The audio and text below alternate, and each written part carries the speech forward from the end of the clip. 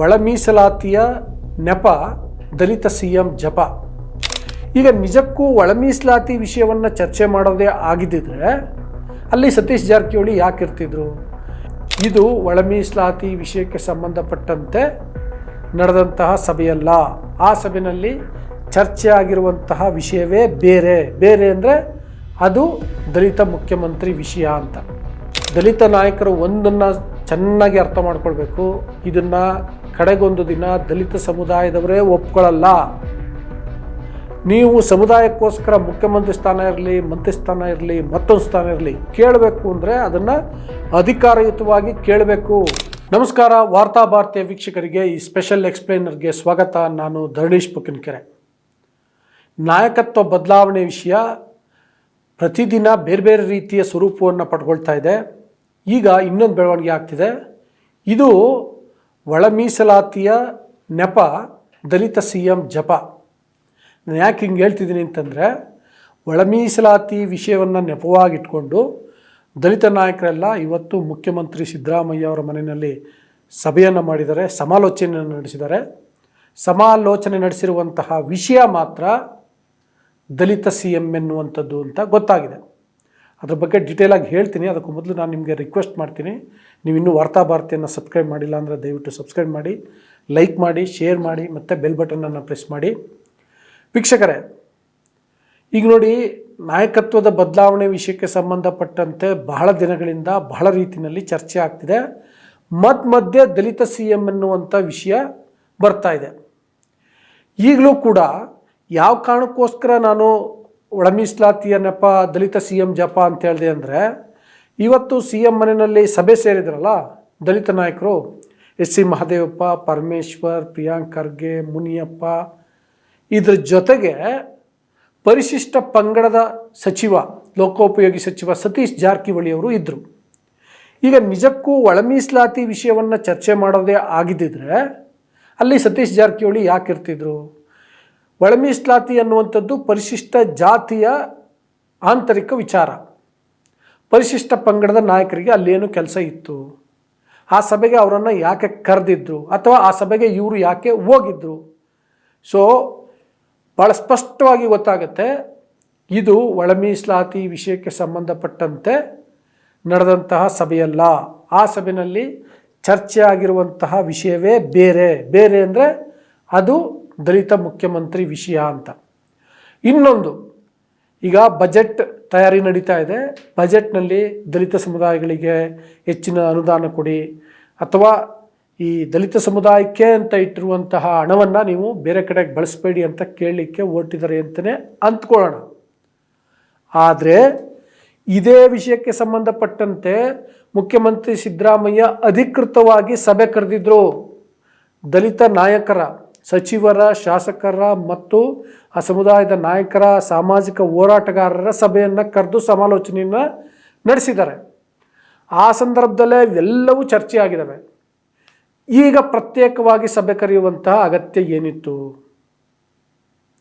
ಒಂದು, ಪರಿಶಿಷ್ಟ ಪಂಗಡದ ನಾಯಕರಾದಂತಹ ಸತೀಶ್ ಜಾರಕಿಹೊಳಿ ಅವರು ಅಲ್ಲಿ ಇದ್ದಿದ್ದು, ಮತ್ತು ಪರಿಶಿಷ್ಟ ಪಂಗಡದ ವತಿಯಿಂದ ಸದ್ಯದ ಸಂಪುಟದಲ್ಲಿರುವಂತಹ ಏಕೈಕ ಸಚಿವ ಸತೀಶ್ ಜಾರಕಿಹೊಳಿ ಅವರು. ಫಾರ್ ಎಕ್ಸಾಂಪಲ್ KN ರಾಜಣ್ಣ ಇದ್ದರೆ ಇವತ್ತು ಅವರು ಕೂಡ ಸಭೆಯಲ್ಲಿ ಇರ್ತಿದ್ರೋ ಏನೋ. ಹೀಗೆ ಪರಿಶಿಷ್ಟ ಪಂಗಡದ ನಾಯಕ ಸತೀಶ್ ಜಾರಕಿಹೊಳಿ ಅವರು ಇದ್ದರು. ಮತ್ತು ಈ ದಲಿತ ಸಮುದಾಯಕ್ಕೆ ಬಜೆಟ್ನಲ್ಲಿ ಏನಾದರೂ ಕೊಡಬೇಕು ಅನ್ನುವಂಥ ವಿಷಯಕ್ಕೆ ಸಂಬಂಧಪಟ್ಟಂತೆ ಸಿದ್ದರಾಮಯ್ಯ ಈಗಾಗಲೇ ಚರ್ಚೆ ಮಾಡಿದರು ಸಮುದಾಯದ ನಾಯಕರುಗಳ ಜೊತೆಗೆ, ಮುಖಂಡರುಗಳ ಜೊತೆಗೆ, ಹೋರಾಟಗಾರರ ಜೊತೆಗೆ.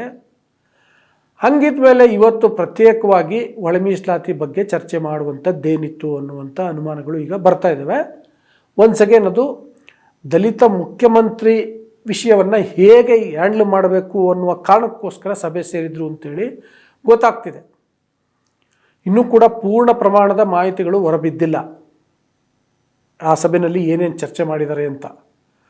ಮೊನ್ನೆ ಇನ್ನೊಂದು ಬೆಳವಣಿಗೆ ಆಗಿತ್ತು. ಸಚಿವ SC ಮಹದೇವಪ್ಪ ಅವರು ದಲಿತರು ಮುಖ್ಯಮಂತ್ರಿ ಆಗಬೇಕು ಅಂತ ಹೇಳಿದರು, ಹಕ್ಕೊತ್ತಾಯವನ್ನು ಮಂಡಿಸಿದರು. ಮತ್ತು ನಾನು ಈಗಲೂ ಹೇಳ್ತೀನಿ, ಈ ರೀತಿ ದಲಿತ ನಾಯಕರು ಸಭೆ ಮಾಡೋದು, ಮುಖ್ಯಮಂತ್ರಿ ಆಗಲೇಬೇಕು ಅಂತ ಒತ್ತಡ ಮಾಡೋದ್ರಲ್ಲಿ ಏನೇನೂ ತಪ್ಪಿಲ್ಲ. ಇನ್ಫ್ಯಾಕ್ಟ್ ಮಾಡಬೇಕು, ಅದು ಅವರ ಹಕ್ಕು. ಆದರೆ ಇಲ್ಲಿ ಏನೋ ಅವರಿಗೆ ರಾಜಕೀಯವಾಗಿ ಏನಾದರೂ ಅನುಕೂಲಗಳು ಬೇಕಾದಾಗ ಮಾತ್ರ ಇವರು ಸಭೆ ಮಾಡೋದು, ಚರ್ಚೆ ಮಾಡೋದು, ದಲಿತ ಮುಖ್ಯಮಂತ್ರಿ ಆಗಲಿ ಅಂತ ಹೇಳೋದು, ಅದಾದಮೇಲೆ ಸುಮ್ಮನಾಗೋದಿದೆಯಲ್ಲ. ದಲಿತ ನಾಯಕರು ಒಂದನ್ನು ಚೆನ್ನಾಗಿ ಅರ್ಥ ಮಾಡ್ಕೊಳ್ಬೇಕು, ಇದನ್ನು ಕಡೆಗೊಂದು ದಿನ ದಲಿತ ಸಮುದಾಯದವರೇ ಒಪ್ಕೊಳ್ಳಲ್ಲ. ನೀವು ಸಮುದಾಯಕ್ಕೋಸ್ಕರ ಮುಖ್ಯಮಂತ್ರಿ ಸ್ಥಾನ ಇರಲಿ, ಮಂತ್ರಿ ಸ್ಥಾನ ಇರಲಿ, ಮತ್ತೊಂದು ಸ್ಥಾನ ಇರಲಿ ಕೇಳಬೇಕು ಅಂದರೆ ಅದನ್ನು ಅಧಿಕಾರಯುತವಾಗಿ ಕೇಳಬೇಕು. ನಮ್ಮ ಪಾಲನ್ನು ನಮಗೆ ಕೊಡಿ ಅಂತ ಕೇಳಬೇಕು. ಕೇಳಿದ್ರೆ ಯಾವ್ಯಾವ ತಪ್ಪು ಇಲ್ಲ, ಇನ್ಫ್ಯಾಕ್ಟ್ ಕೇಳಬೇಕು, ಅದು ಹಕ್ಕು. ಆದರೆ ಆ ರೀತಿಯ ಹಕ್ಕಿನ ಪ್ರತಿಪಾದನೆ ಮಾಡುವುದರ ಬಿಟ್ಟು ರಾಜಕೀಯವಾಗಿ ಆ ದಲಿತ ಸಿ ಎಂ ಎನ್ನುವಂಥದ್ದನ್ನು ಒಂದು ಅಸ್ತ್ರ ಮಾಡಿಕೊಂಡು ಬಳಸ್ತಿದ್ದಾರೆ ಅನ್ನುವಂತಹ ಆಕ್ಷೇಪಗಳು, ಅಪಸ್ವರಗಳು ಈಗಾಗಲೇ ದಲಿತ ಸಮುದಾಯದಲ್ಲಿ ಕೇಳಿಬರ್ತಿದ್ದಾವೆ. ಮುಂದೆ ಪರಿಶಿಷ್ಟ ಜಾತಿಯರಲ್ಲಿ, ಪರಿಶಿಷ್ಟ ಪಂಗಡದಲ್ಲಿ ಇದು ಅಂದರೆ ಈ ಅಸಮಾಧಾನ, ಆಕ್ರೋಶ, ಅಪಸ್ವರ ಜಾಸ್ತಿ ಆಗುವಂಥ ಸಾಧ್ಯತೆ ಇರುತ್ತೆ. ಅದರಿಂದ ಸಮುದಾಯಕ್ಕೆ ಅನ್ಯಾಯ ಆಗುವಂಥ ಸಾಧ್ಯತೆಗಳಿರ್ತವೆ. ಅದರ್ಥ ಏನಂತ, ಸಮುದಾಯದ ನಾಯಕರಿಂದನೇ ಸಮುದಾಯಕ್ಕೆ ಅನ್ಯಾಯ ಆಯಿತು ಅಂತ. ಹಂಗಾಗಲಿಕ್ಕೆ ಬಿಡಬಾರ್ದು. ಒಂದು ಸೆಕೆಂಡ್ ಹೇಳ್ತಿದ್ದೀನಿ, ಕೇಳಬೇಕು. ಇಷ್ಟು ವರ್ಷ ಕಾಂಗ್ರೆಸ್ಗೆ ಮತ ಹಾಕಿದ್ದೀವಿ, ನೀವು ಯಾಕೆ ಮಾಡ್ತಿಲ್ಲ, ಮುಖ್ಯಮಂತ್ರಿಯನ್ನು ಮಾಡಿ ಅಂತ ಕೇಳಬೇಕು. ಸಿದ್ದರಾಮಯ್ಯ ಬಳಿ ನಿಯೋಗ ಹೋಗೋದಲ್ಲ, ಹೈಕಮಾಂಡ್ ಬಳಿ ನಿಯೋಗ ಹೋಗಿ ಕೇಳಬೇಕು. ರಾಹುಲ್ ಗಾಂಧಿಯವರ ಬಳಿ ಹೋಗಿ ಕೇಳಬೇಕು. ಒಂದು ರಾಹುಲ್ ಗಾಂಧಿಯವರ ಬಗ್ಗೆ ಒಂದು ಸಣ್ಣ ಓಪ್ಸನ್ನು ಇಟ್ಕೋಬೋದು. ಇತ್ತೀಚಿನ ವರ್ಷಗಳಲ್ಲಿ ಕಾಂಗ್ರೆಸ್ ಮಾಡಿದಂತಹ ಏಕೈಕ ದಲಿತ ಮುಖ್ಯಮಂತ್ರಿ ಪಂಜಾಬ್ನಲ್ಲಿ ಚೆನ್ನಿಯವರು, ಅದು ರಾಹುಲ್ ಗಾಂಧಿಯವರ ಕಾರಣಕ್ಕೋಸ್ಕರ ಆಗಿದ್ದು. ಹಾಗಾಗಿ ರಾಹುಲ್ ಗಾಂಧಿಯವರ ಮೇಲೆ ವಿಶ್ವಾಸ ಇಟ್ಟು ದಲಿತ ನಾಯಕರು ಅಂಥದ್ದೊಂದು ಬೇಡಿಕೆಯನ್ನಲ್ಲ, ಅದು ಆಗ್ರಹವನ್ನು ಮಾಡ್ಬೋದು. ಅದು ಬಿಟ್ಟು ಹೀಗೆ ರಾಜಕೀಯವಾಗಿ ನಾವೇನೋ ಮಾಡ್ತಿದ್ದೀವಿ ಅಂತ ಮಿಸ್ಗೈಡ್ ಮಾಡಬಾರ್ದು. ನಾನು ಹೇಳಿದ್ನಲ್ಲ, ಅದು ಸಮುದಾಯದ ನಾಯಕರಿಂದನೇ ಸಮುದಾಯಕ್ಕೆ ಅನ್ಯಾಯ ಆದಂತಾಗುತ್ತೆ. ನಾನಾಗಲೇ ಹೇಳ್ದಂಗೆ ಇನ್ನೂ ಕೂಡ ಪೂರ್ಣ ಪ್ರಮಾಣದ ಮಾಹಿತಿಗಳು ಹೊರಬಿದ್ದಿಲ್ಲ ಸಭೆಯಲ್ಲಿ ಏನೇನು ನಡೀತು ಅಂತ. ಆದರೆ ಈ ವಿಷಯ ಅಂದರೆ ದಲಿತ ಸಿ ಎಂ ಅನ್ನುವಂಥ ವಿಷಯ, ಅದು ಒಳ ಮೀಸಲಾತಿ ನೆಪದಲ್ಲಿ, ಯಾಕೆಂದರೆ ಒಳ ಮೀಸಲಾತಿ ಇಶ್ಯೂ ಸಾರ್ಟ್ಔಟ್ ಮಾಡ್ಕೊಳ್ಳೋದೇ ಒಂದು ದೊಡ್ಡ ಇಶ್ಯೂ. ಖಂಡಿತ ದಲಿತ ನಾಯಕರೆಲ್ಲರೂ ಒಗ್ಗಟ್ಟಾಗಿ ಒಂದು ಅಮಿಕಬಲ್ ಸೆಟಲ್ಮೆಂಟನ್ನು ಮಾಡ್ಕೊಳ್ಬೇಕು. ಅಂದರೆ ಮೊದಲು ರಾಜಕೀಯವಾಗಿ ಒಂದು ನಿರ್ಧಾರವನ್ನು ಮಾಡಬೇಕು, ಅದನ್ನು ಸರ್ಕಾರಕ್ಕೆ ತಿಳಿಸ್ಬೇಕು. ಸರ್ಕಾರ ಆ ನಿಟ್ಟಿನಲ್ಲಿ ಎಲ್ಲರಿಗೂ ನ್ಯಾಯ ಸಿಗುವ ರೀತಿಯಲ್ಲಿ ಒಳ ಮೀಸಲಾತಿಯನ್ನು ಹಂಚಿಕೆ ಮಾಡಬೇಕು. ಏನಾದರೂ ಅಸಮಾಧಾನಗಳಿದ್ದರೆ ಕರೆದು ಮಾತನಾಡಿ ಯಾವ ರೀತಿ ಬಗೆಹರಿಸ್ಕೊಳ್ಳಿಕ್ಕೆ ಸಾಧ್ಯ ಅನ್ನೋ ರೀತಿಯಲ್ಲಿ ಸಮಾಲೋಚನೆಯನ್ನು ನಡೆಸಬೇಕು.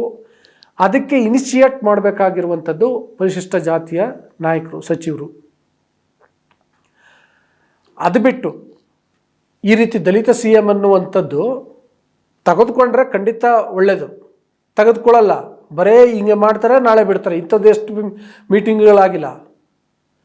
ಅದು ಒಳ ಮೀಸಲಾತಿ ವಿಷಯದಲ್ಲಿ ನಾವೇನೋ ಚರ್ಚೆ ಮಾಡ್ತೀವಿ ಅಂತ ಸಮುದಾಯಗಳಿಗೆ ಒಂದು ಮೆಸೇಜನ್ನು ಕೊಟ್ಟು ಅಲ್ಲೋಗಿ ದಲಿತ ಸಿ ಎಂ ಅನ್ನೋದನ್ನು ಚರ್ಚೆ ಮಾಡ್ತಾರಲ್ಲ, ಇದು ಅನ್ಯಾಯ ಅಂತ ಅನಿಸುತ್ತೆ. ಅದಕ್ಕೋಸ್ಕರ ಈ ಡೆವಲಪ್ಮೆಂಟ್ ಬಗ್ಗೆ ವಿಡಿಯೋವನ್ನು ಮಾಡಿದೆ. ನಿಮ್ಮ ಅಭಿಪ್ರಾಯ ಏನು ಅನ್ನೋದನ್ನು ಕಮೆಂಟ್ ಬಾಕ್ಸಲ್ಲಿ ತಿಳಿಸಿ. ಜೊತೆಗೆ ನೀವಿನ್ನೂ ವಾರ್ತಾ ಭಾರತಿಯನ್ನು ಸಬ್ಸ್ಕ್ರೈಬ್ ಮಾಡಿಲ್ಲ ಅಂದರೆ ದಯವಿಟ್ಟು ಸಬ್ಸ್ಕ್ರೈಬ್ ಮಾಡಿ, ಲೈಕ್ ಮಾಡಿ, ಶೇರ್ ಮಾಡಿ, ಬೆಲ್ ಬಟನನ್ನು ಪ್ರೆಸ್ ಮಾಡಿ. Thank you. ನಮ್ಮ ಕಾರ್ಯಕ್ರಮಗಳನ್ನು ನೀವು ನೋಡ್ತಾ ಇದ್ರೆ ನಮ್ಮ ಚಾನೆಲ್ ಅನ್ನ ಸಬ್ಸ್ಕ್ರೈಬ್ ಮಾಡಿ, ಪಕ್ಕದ ಬೆಲ್ ಐಕಾನ್ ಒತ್ತಿ ನಮ್ಮನ್ನ ಬೆಂಬಲಿಸಿ. ಹಾಗೆ ನಮ್ಮ ಕಾರ್ಯಕ್ರಮಗಳನ್ನ ಲೈಕ್ ಮಾಡಿ, ಕಮೆಂಟ್ ಮಾಡಿ, ಅದನ್ನ ಬೇರೆಯವರಿಗೂ ವಾಟ್ಸ್ಆಪ್ ಮೂಲಕ ಶೇರ್ ಮಾಡಿ. ನೀವು ಹೀಗೆ ಮಾಡಿದಾಗ ನಮ್ಮ ಚಾನೆಲ್ ಮತ್ತಷ್ಟು ಜನರಿಗೆ ತಲುಪಲು ನೀವು ನಮ್ಮೊಂದಿಗೆ ಸಹಕರಿಸಿದ ಹಾಗಾಗುತ್ತೆ. ಇದು ನೀವು ಯಾವುದೇ ಖರ್ಚಿಲ್ಲದೆ ಕೆಲವೇ ಸೆಕೆಂಡುಗಳಲ್ಲಿ ನೀಡಬಹುದಾದ ಸಹಕಾರ. ಧನ್ಯವಾದಗಳು.